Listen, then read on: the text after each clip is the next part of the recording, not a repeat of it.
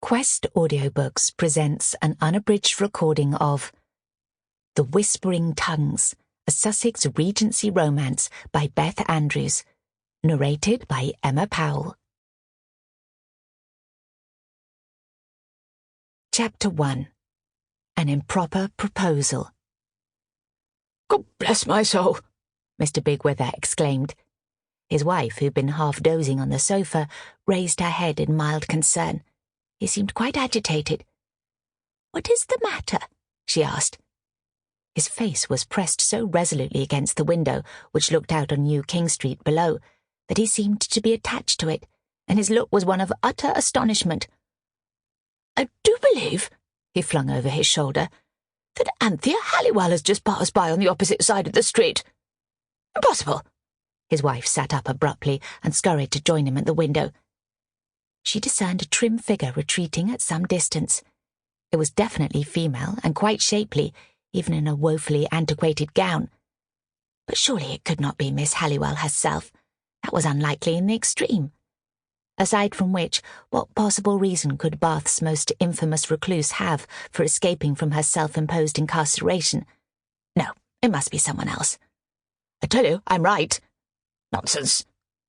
Mrs. Bigwither gave a dismissive shrug and returned to her sofa.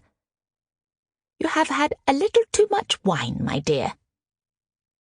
While they dithered, Anthea was moving with purposeful tread, not insensible of the interest she was exciting from her neighbours, but perfectly indifferent. She acknowledged no one as she passed by, nor was she acknowledged in passing. But still the residents continued to stare and speculate.